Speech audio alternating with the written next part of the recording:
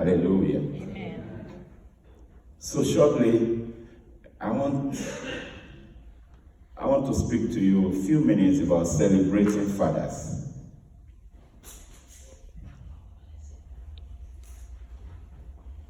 I want you to understand one thing.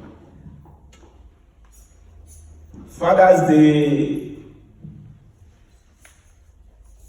is not just about talking. Two things should happen on Father's Day. On Father's Day, and indeed every day, there is something that a man needs that keeps him going. There are some things that men need that keep them going. I want you to know that we should understand that Father's Day is about, one, appreciating a father, and two, encouraging the father. Appreciating a father and encouraging the father. And believe me, if fathers could be well appreciated and could be well encouraged, we will see better fathers today than we have. Amen. You know, I did a little research about mortality rates between men and women. And I discovered that women live on average longer than men. I discovered that we have more widows than we have widowers. Of course, the percentage, the degree varies from country to country. In some countries, the average age of a man is 73, that of the woman is 84. And I began to ask myself, why must a man die earlier than a woman? And so a man dies at 74 or 75, and the woman continues to enjoy the tea until she's 95. Why is it that men die early? Of course, there is a scientific explanation that has to do with, our physiological composition, DNA and all that, but let's leave that aside. Let's look at the psychological reasons why men die early. And I discovered that men are exposed to a lot of hard work. And so in every hard field, you see men dominating there. Where there is hazard, whether it's exposure to nuclear waste, whether it's exposure to the danger of the bullets, you see more men are exposed to hazardous works than women. Of course, women are trying their best, and they are trying to prove that what a man can do, a woman can do also. But the truth is that it is not so.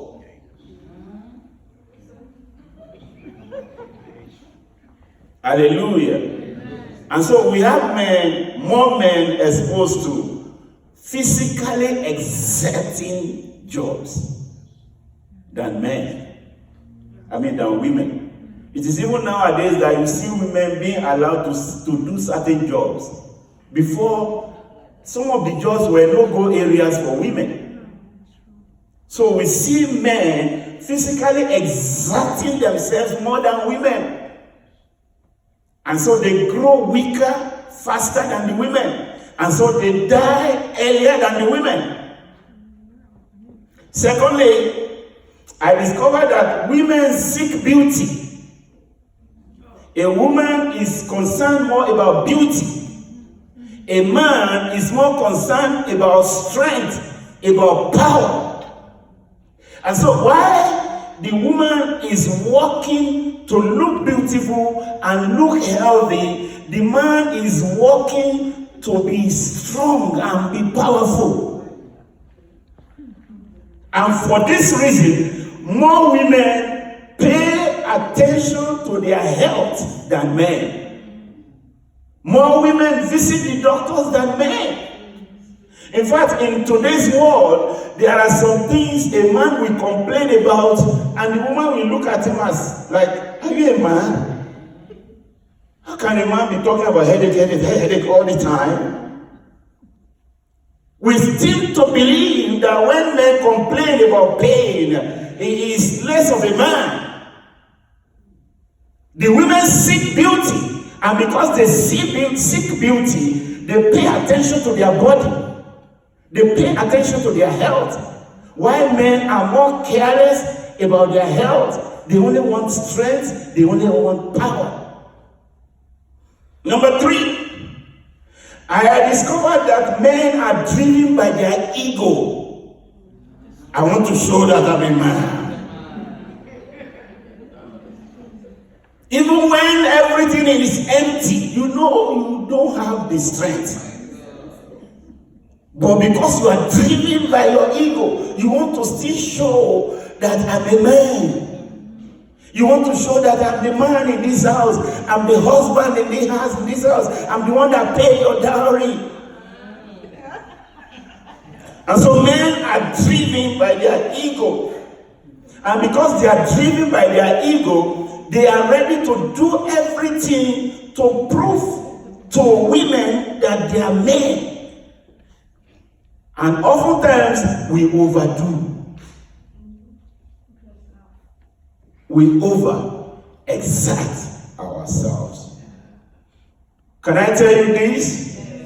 As we celebrate Father's Day today, I want you to know, women and children, number 1, that men have pains too.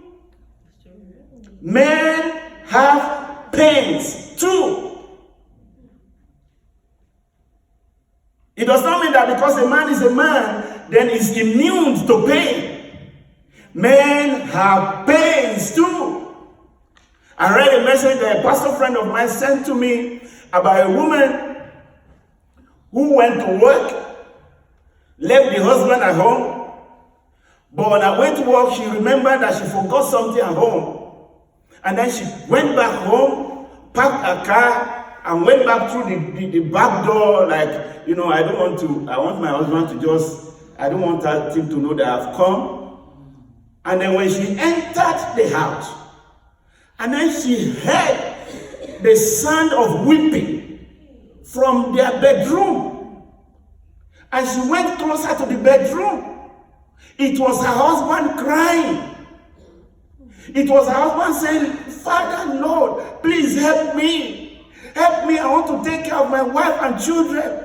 I want to do more. I want to succeed. I want to be a man. And the man was crying. The woman broke down crying. Because to her, it was unimaginable that her husband could even ever cry. And so sometimes we put out very bold face, but inside of us, we might be crying. So men can have pains too. That we are not talking does not mean everything is okay. Sometimes there's something going on inside of a man. Sometimes the man is keeping some things from you because to him, he doesn't want to put the burden on you. But I want you to know, children, that Papa do have pains too. I want you to know, women, that husbands do have pains too. And do not take that for granted. Can I get an amen? Amen. Number 2, men have needs too. Men have needs too. We have this general conception that the man is the provider for the family. And because he must provide for the family, he does not have to even think about himself. So you possibly feel that if this man could spend 200 euro on me to buy clothes, that means he has spent 500 euro on himself. It's a lie. Sometimes the man spends all he has on you and forgets about himself. Men have needs too. One day, a woman went to her mom and said, "Mom, I'm angry with my husband." And the mother said, "What happened?" She said, "There's something I need from him and he's refusing to buy it for me. He's refusing to buy it for me." And the mother said, "Those things you need, how many of them have you bought for yourself?" One. How many things have you bought for him? And the woman was just looking at the mother. "But it's the man." Oh. So it's the man. He does not have a need. He's the man. He does not have a need. You know, some of us think buying something for a man is a waste of time. It's a man that must always buy things for a woman. Ooh la la. That's why men die early. Tell them. Because nobody seems to think about them. We put this tag of superhuman on our men. We think our men are supermen. They don't have need. They don't need something. They don't need anything. How wrong you can be. Men have needs also. Can I get an amen? Yeah. Number 3, men can feel lonely also. You know, some of these emotions we identify with women. I'm feeling lonely. I'm feeling lonely. And oh yeah, I can understand. You know, you don't have a man by you. You are single, or your man has traveled. And who told you that men don't feel lonely too? Fathers do feel lonely too. A man can feel lonely too. In fact, can I tell you this? The Bible says when God has created Adam, everything was good. Can I get an amen? Amen. Everything was okay. Everything was perfect. But God looked at Adam and he said, wow, it is not good for a man to be what? To be alone. He was feeling lonely. He was doing all the work by himself. Tending to animals and tending to the field. Come back home all by himself. And God said, it is not good for a man to feel lonely. That should tell you that even men can feel lonely. Men can feel lonely. Hallelujah. Amen. Do you know sometimes your husband is busy watching football and you say, he doesn't have time for me. Sometimes the man is escaping into what he's doing. Sometimes there's something going on and he escapes into the football. But then those who love him, they just jump into the conclusion, he loves his football more than me. He loves his match, he loves his this, he loves his car more than... Sometimes it's an escape. Have you not read in the Bible that the Bible says it is better for a man to run into the forest than stay in the home with a quarrelsome woman? Have you not read it in the Bible that it is better for a man to go and hide in the shoulder, in the roof, than stay in the same bed with a quarrelsome woman? And so sometimes you are getting so much pressure from your wife and from your children, and the only thing you can do is just stay with the TV. And you are shouting, hey, it's a good just to release some emotion. Men do feel lonely too. Number 4, men appreciate being appreciated. Can I get an amen? Men appreciate being appreciated. One thing you cannot put past men is that they love to be men. They want to be men. Of course, for every of these attributes, there are exceptions. Some men are wicked. I know some men are wicked. Some men, they don't even have emotion at all. Some men, they are worse than Hitler. But I'm saying on the whole, generally speaking, men too, they love to be appreciated. A man, you look, for every man there's a king. In every man there's a king. In every man there's a kid. In every man there's a king. In every man there's a kid. And if a woman can locate those two, people will say you have given him juju to drink. If you locate the king in your man and you treat him like a king, you appreciate him. Stop comparing your husband to another person's husband. Yes. Stop comparing your father to another person's father. Okay. Your friend's husband is able to buy a Mercedes Jeep for her, but your husband is able to buy you what now? Even bicycle.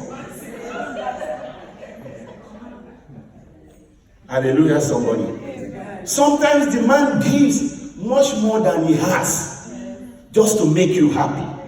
He does much more than his strength can carry him just to make you happy. But here you are comparing him to your neighbor.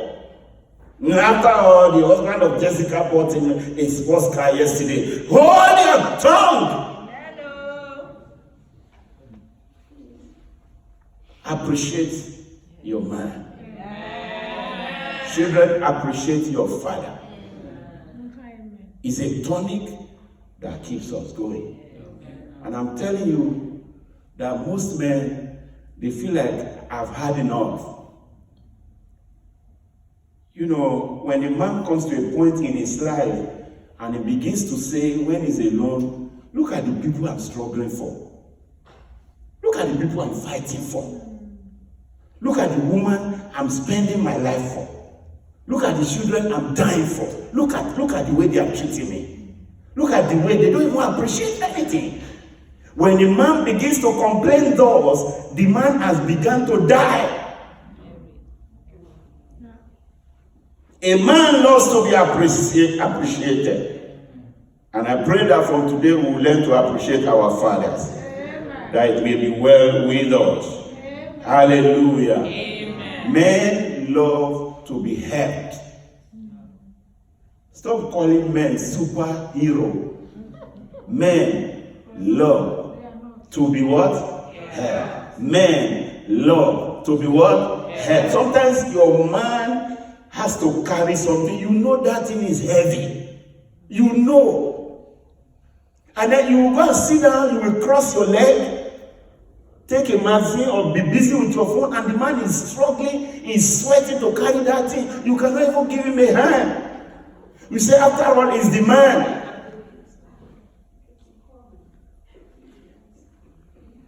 Hallelujah. Yeah. I say hallelujah. When your tire is flat, you will call the man. Sometimes to wash your car is the man. When the man is cleaning the garden for you to even go and help him pack the grass, it's a problem. You say, after all, it's the man. Whoever told you that men do not need help? God said, let us make for him a helpmeet. A helpmeet. We must not forget that our fathers are human beings. They also need help. Amen. And however small, in a way we can help them, please let us help them. Amen. I say, please let us help them. Amen. In the name of Jesus. And one before the last, men also love to be pampered. You don't know. Men love to be pampered. And that is the kid. Hello? The kid in the man. Has it ever occurred to you that men or boys tend to be very close to their mother? In most cases. Yeah. Because the man loves to be pampered.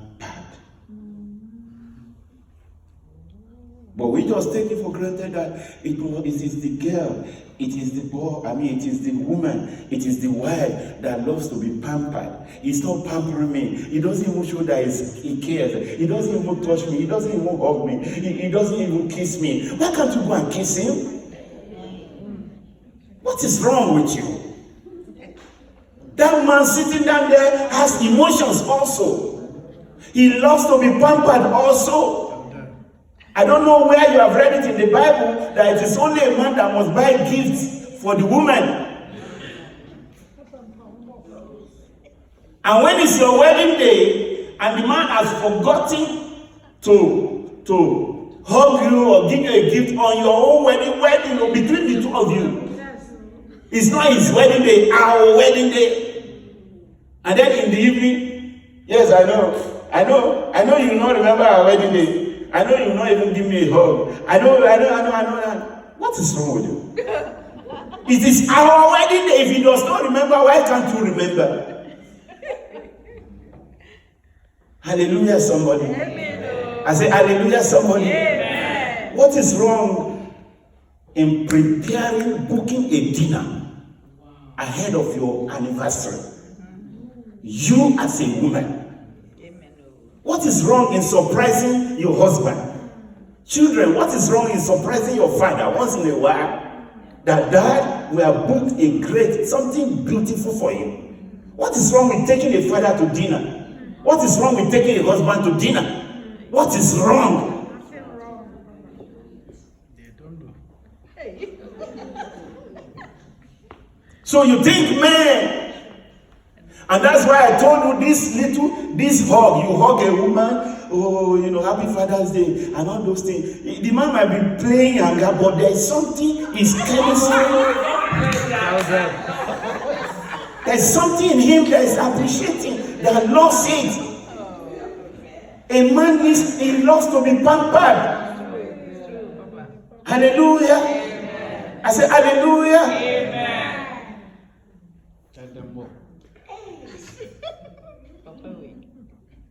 And lastly, a man. Somebody say amen. Amen. Somebody say amen. Amen. A man loves to be romanced. Let me tell you, many of you are still carrying your great grandmother's orientation. Because you grew up in an environment where it is a taboo for a woman to go and hug the husband,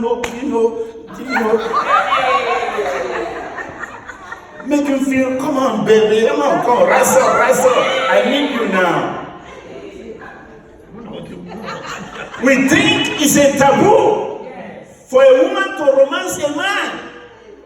So you are waiting, and sometimes you are even suffering. You are hungry for the thing. But because you think it's the man that must make a move, I've never read it in the Bible that only men must make the first move. Yes, I'm telling them. A woman should be able to romance her own man. Hallelujah. I say hallelujah. Sometimes he's tired from work and you have gone to him, oh baby, are you okay? Call him some sweet names. My sugar, my champion,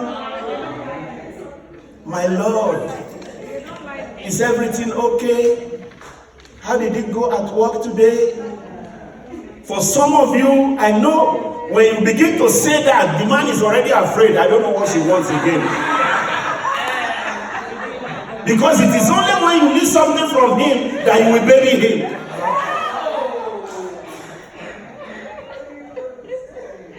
But it should not be like that. Men love even to be romanced. Hey, he said, your desire shall be for your man.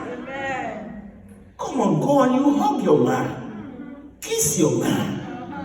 When he's pretending, just you to keep rocking him. Just keep rocking him. Come on, give me a kiss. I know you love it. I know I've missed you. You know, I'm ready. This, that. Say something sweet to your man. And then the best will come out of the man. Hallelujah.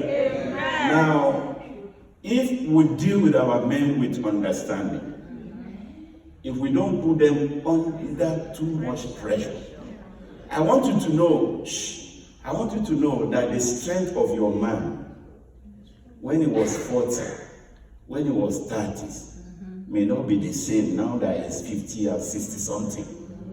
You have to understand. You don't. Hallelujah. Stop quoting the Bible. But the Bible says, Caleb said, as I was at 40, so am I at 80. I can bring down every mountain. Is your husband's name Caleb? His name is not Caleb. Come on, it's Daniel. His name is Daniel. His name is Justice. His name is Emmanuel. His name is Eric. His name is not Caleb. You have to understand that as he's growing older, his strength can also be coming down. Stop pushing your husband to go and take drugs. Before you know, 30 minutes you are still, but now 3 minutes you are doing 3 minutes. Is it written in the Bible how many minutes a man must do? Is it written? It's not written. The man is getting old. And the man is struggling, he's spending his strength to put food on your table. And then at night you will start insulting him. Go and ask your mate. Go and ask your mate. Go and ask your mate. Weak man, young man. Only 3 minutes, 5 minutes. Bring them.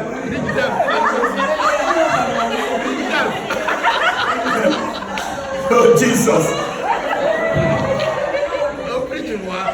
And the next day, the man is going out. He's going to the pharmacist. He go and ask pharmacist, can you give me a booster? I want to show that woman. So most men, they live their lives trying to show that they are strong. And the more they try, the more they die. Let's stop killing our men.